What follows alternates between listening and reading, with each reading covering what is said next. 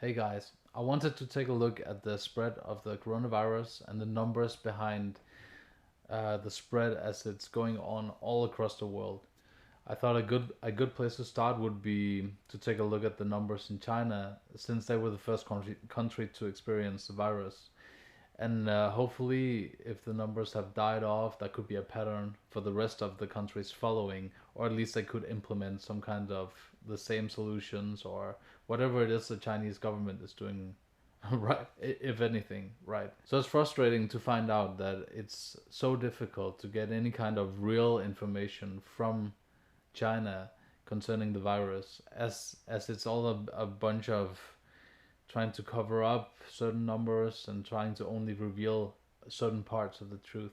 So I'm looking here at an article from Bloomberg where they go into the extent of the cover up of the numbers from the Chinese government about the coronavirus. China concealed extent of virus outbreak, US intelligence says.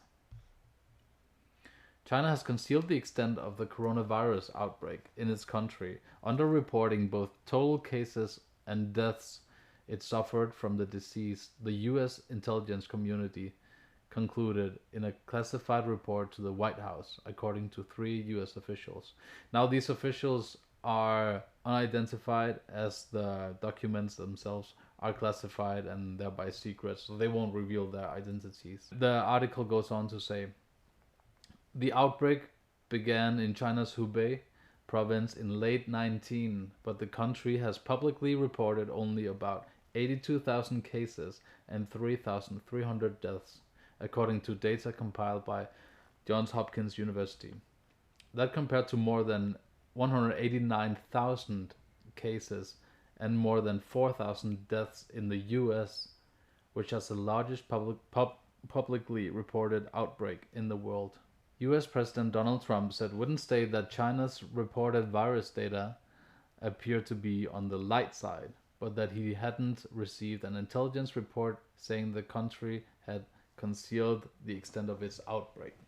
That number seems to be a little bit on the light side, and I'm being nice when I say that, he said at a daily coronavirus briefing at the White House. So the problem here with this information is that the US is around a fourth of the size of the population of China, but China is still reporting less casualties, less sick people, which makes it highly doubtful that we're getting the complete truth from the Chinese government. Now, this isn't a surprise to most people listening, but the reason that this is important is that if China had contained the outbreak in a better way, or they would have given the right information to other countries to begin with instead of concealing it, we could have had a whole other situation for a bunch of different countries by now. We would have known that the threat was way more severe. We would have been able to implement some of the same solutions, although I doubt all of them, since I'm sure the Chinese government is a lot more forceful than any other Western government would be able to be. What appears evident now is that long before the world learned in December that China was dealing with this, and maybe as much as a month earlier than that, that the outbreak was real in China. While China eventually imposed a strict lockdown beyond those of less autocratic nations, there has been considerable skepticism toward China's reported numbers, both outside and within the country. The Chinese government has reportedly revised its methodology for counting cases for weeks, excluding people without symptoms entirely, and only on Tuesday added more than 1,500 asymptomatic cases to its total. Stacks of thousands of urns outside funeral homes in Hubei province have driven public doubt in Beijing's reporting. So this is really tragic about the urns, because on social media there's actually pictures from China where these urns are stacking up, as it says in the article. And it's tragic, since you have, since December, they haven't been able to come pick up these urns.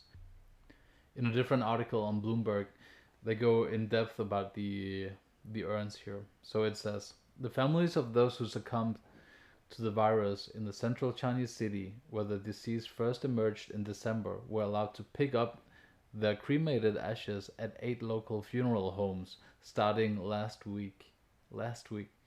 As they did, photos circulated on Chinese social media of thousands of urns being ferried in. Outside one funeral home, trucks skipped in about 2,500 urns on both Wednesday and Thursday, according to Chinese media outlet Caixin. I'm probably murdering that name. Another picture published by Caixin showed 3,500 urns stacked on the ground inside. It's unclear how many of the urns had been filled. People who answered the phone at 6 of the 8 funeral homes in Wuhan said they either did not have data on how many urns were waiting to be collected or were not authorized to disclose the numbers. Like they probably weren't authorized by the government, right? To disclose what numbers there were. Can you imagine that you have a bunch of deceased people in a country and your government is putting a lid on what you're allowed to disclose to anyone asking. That's the extent to which China has been effective in shutting down information, even when it comes to something relatively minor as this. They're still forcing the shutdown of information. It's really a shame because with accurate information we could have had a better picture of where things are going for China and then other countries that will probably follow the same pattern. So it's not all bad news. I wanted to bring in a positive article from the UK, which is citing the UK numbers from within the last 2 days-ish. This is Nick Triggle from BBC. Today's daily figures for the number of new cases, deaths and tests virtually mirror those released yesterday. At this stage, when we are on an upward trajectory, the fact that there have been significant increases in terms of cases and deaths can perhaps be interpreted as a good sign. But what is more important is the trend over a few days, not 24 hours in isolation. Any improvement will be seen in the number of new cases first. They were hovering around the 2,500 to 3,000 mark in the 5 days up to yesterday. Then the number of new cases jumped to over 4,300, which has nearly been matched today. There will be hope this is where it plateaus before dropping down.